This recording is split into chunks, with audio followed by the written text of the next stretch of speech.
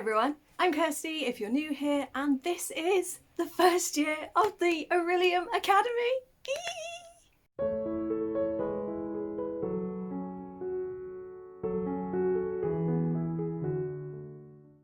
If you have no idea what I was just on about, G from Book Roast years ago created a readathon that became a huge part of the booktube community, and it was called the Magical Readathon. And it was based on a series that we shall not name from an author who shall not be named. However, obviously when things started to come to light, G made the very difficult decision that she didn't feel comfortable continuing that readathon for pretty obvious reasons. And so I think she took just over a year break, or maybe nearly 2-year break, and decided she was going to rebuild the readathon from scratch, and oh boy, has she delivered.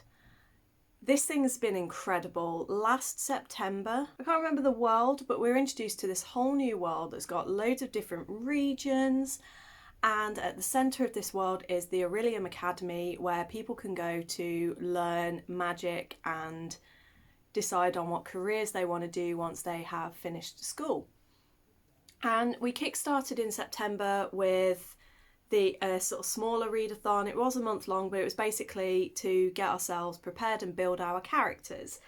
And she created these amazing character sheets that I'm just having a look to see if I can find mine here with me. So I think I've taken it upstairs. But she made these awesome character sheets, and we went on this journey, and on Twitter she also built this narrative. And at certain stops we were given these scenarios, and there were like 4 things you could choose from each one. And then at the end we were given a sheet where it was like, well, add up your scores, because each of the answers you gave were correlated to a shape. And you know, like those quizzes you get in magazines where it's like, are you A, B, C, and then you count how many A's you've got, you count how many B's, and then it tells you the response. For this one it was like circle, square, triangle, something else. And when I tallied all of mine up, it sorted me into the Guild of the Crescent, the Order of the Crescent. And Order of the Crescent, they're very like elemental based, they're very much into like earth and wild magic and plants and animals, and I was just like, honestly, not really a surprise that that's what I would end up in at all. And it kind of got me thinking about who I want my character to be. Her name is Maytharanel, and at this point in her journey, all she wants to do is go to the recently discovered Feywilds and help them to chart everything and learn all about these new plants and these new animals. And her ultimate dream at this point in her story is to become a Feywild cartographer. Now, me being both a writer and a D&D player, has decided I've created this entire story for how her life is going to go. So I know what she's going to start doing. I know where she's going to end up. Like, I'm not going to tell you her journey. All I will tell you is that she's going to start off as a very humble herbologist. In her first year of study, she is studying herbology. And eventually she's going to become an elemental master and basically be a nature druid. But I'm not going to tell you like my plans for how she does it, why she's doing it. All I'm going to tell you is that there are 4 years worth of planning that I have already done for this readathon. I am so excited for this. But at this point in her life and in her studies, all she knows is that she wants to explore, she wants to see the world, but she wants to be a Feywild cartographer. However, she knows that deep down she would like to have a little bit more in-depth knowledge of beasts and plants before she then embarks on this lucrative career travelling the Feywilds. So that is why, for her first year, she doesn't want to overwhelm herself. She kind of wants to dip her toe in, get back into the rhythm of studying.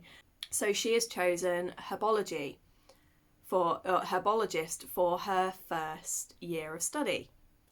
So, obviously, I am not Maytharanel. I am merely the creator of Maytharanel, and I am an overachiever. So when I was looking, I thought it was cool because the careers that I've seen get harder and what I've chosen. The first one, I only need to read 2 books in the spring equinox, which is the term. And then in the autumn equinox, which is in August, I will be needing to read 4 books. Then the next career that I've chosen, I think it goes like 4 and 7. Then it goes like 5 and 8. And then the final one that I've chosen, it's something like 7 and 11 books. So each year it's going to get harder.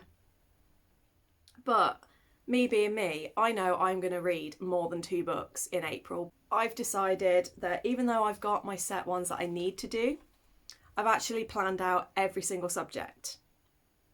And then I've prioritised them. So I've got some books that I absolutely have to do this month, whether they be buddy reads, book club books, or just ones that are very high on my TBR for various projects and things that I'm working on. And then I've got other books that I've just added. I've got 3 books that I've just added as like a, if I can get to them, fantastic. If I don't, not a big deal. But I'm going to start with the subjects that I actually need to do for my career. And those subjects are restoration and alchemy. So for alchemy, it's a potion of infatuation. So a book that features romance. And for this, I've chosen one of my must reads for this month, which is also a buddy read. And that is The 7 Husbands of Evelyn Hugo. And Mel bought me this when I was feeling a bit down last month. And this is her all-time favourite book. I have never read Taylor Jenkins Reid. I've kind of partly avoided her for most of my time on BookTube, but I think that's more because when authors and books get so hyped up, I get a little bit nervous that I won't enjoy them, so I tend to just avoid them. But it is time, and I will be buddy reading it, obviously with my best friend, so that will help. And yeah, so The 7 Husbands of Evelyn Hugo, that is my first read for my career. For the restoration prompt, it is Cure Wounds is the prompt, and that is to read a book featuring a healer. And I've chosen Ocean Light by Nalini Singh. This was on my no it wasn't, it was on my March TBR, but I didn't get round to it, and I know that even though there's like 6 days left, I've got other books that I need to get to first. So this is moving on to April's TBR, and the main character, her sister, who features very heavily in the book, is the healer of the pack. So that is why I've chosen this one, because it does feature a healer. And literally that is all I have to read to pass my exams to go into the second term and get my career qualification. So the rest of these books are all just ones that I want to overachieve and just do anyway. But the next block are books that I have to get to. So some of these are library books, so I need to get to them to get them back to the library. Some of these are buddy reads, so I've, agreed to read with somebody. And then there's one that is a book club read, because I am slowly starting to get into book club stuff now that I'm actually earning money and can afford to buy books again. First one that I will be sharing is my buddy read, and that is for the prompt Glyph, which is to read an intimidating read. And I am buddy reading The Hate You Give with Chelsea Zhao. Both of us have wanted to read this for a while. I've been intimidated for it because I know how heavy the subject matter is. I'm also a little bit intimidated because I don't live in a gun culture country, so I might not get the same feelings and the same kind of response as other people might.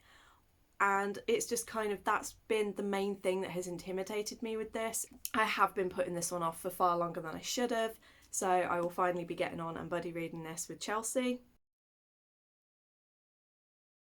For demonology, the prompt is to read a book with shadow in the title, and I have chosen Shadow of the Fox by Julie Kagawa because I do have that on audio, and it means that I can just start that on day one and just get that one done.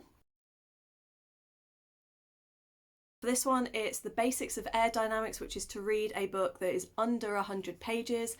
This was the hardest book to actually pick out for this month. I really struggled because I don't really own, at the moment, I don't own many graphic novels or manga. And then I remembered that I picked Lost Tales out from my library, which is a collection of stories from around the world that are less known.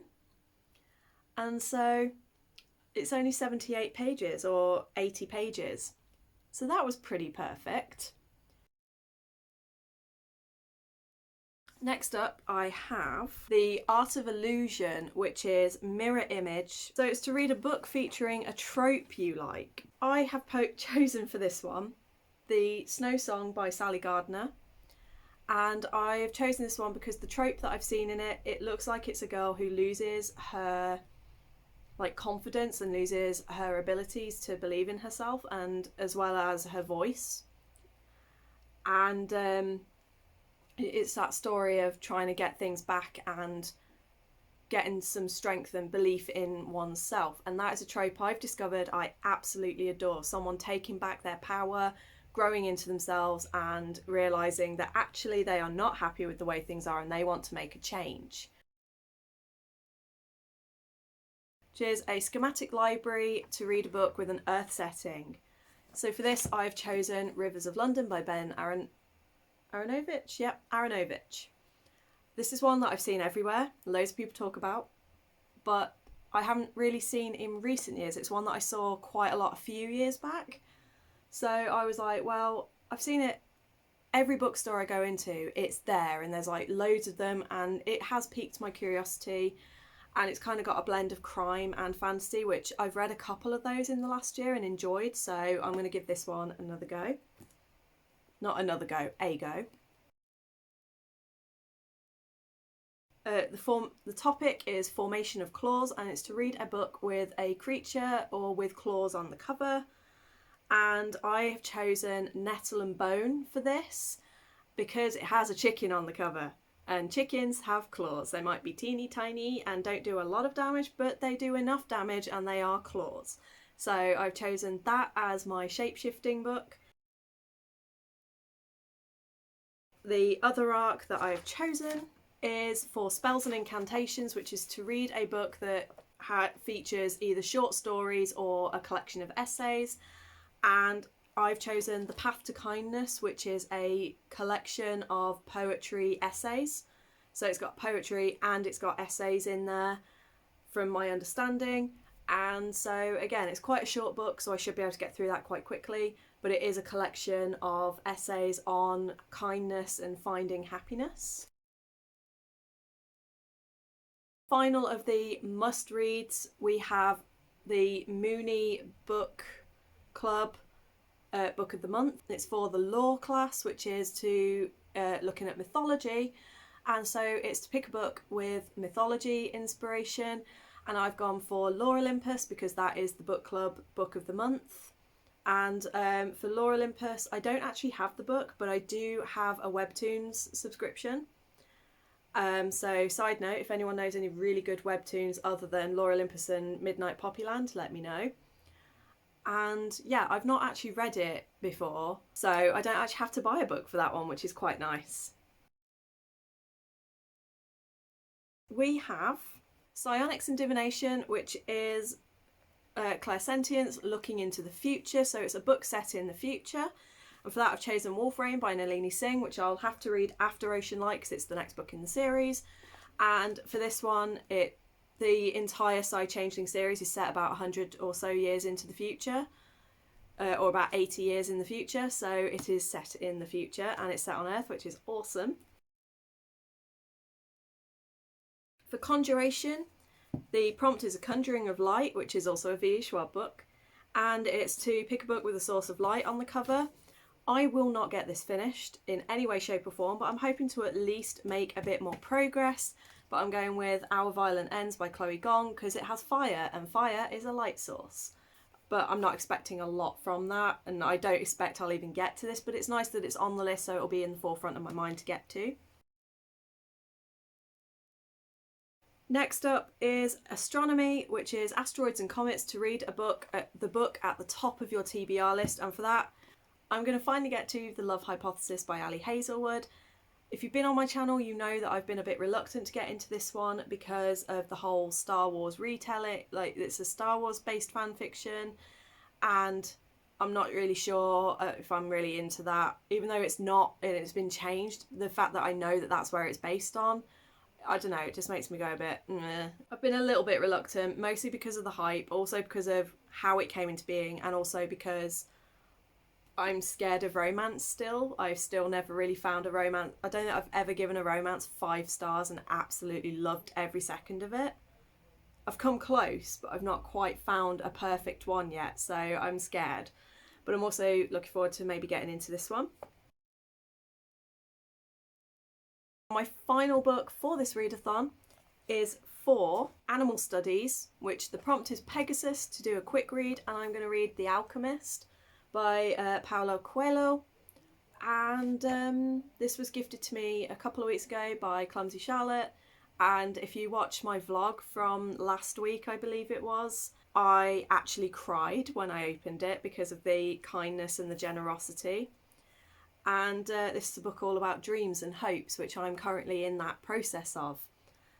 So this is one that I would love to try and get to. I have no hope of being able to lift all of these books up, but I'm going to try. But I'm not standing up this time, so I don't have to like cry when I get it wrong. Here is my magical readathon. It's so many books. This is my list for the magical readathon. And these are just the physical books. There's still like 2 ebooks and 1 audiobook. So I think it's like 14, maybe 15 books in total that I have planned for the month. So it's going to be a heck of a reading year, and most of these books are full books. There's not a lot of graphic novels in there and quick reads. So it's going to be a fun month. But I'm super excited. Thank you so much, G. I know you're never going to watch this, but your efforts and your commitment to this and the detail that you put into this every year is just incredible. And honestly, of all of the readathons that I've ever taken part in, this is the one that I am so excited for, and this is the one that I look forward to the most. So I am super excited to get back into it and represent my house and my guild, and I'm just, can't wait.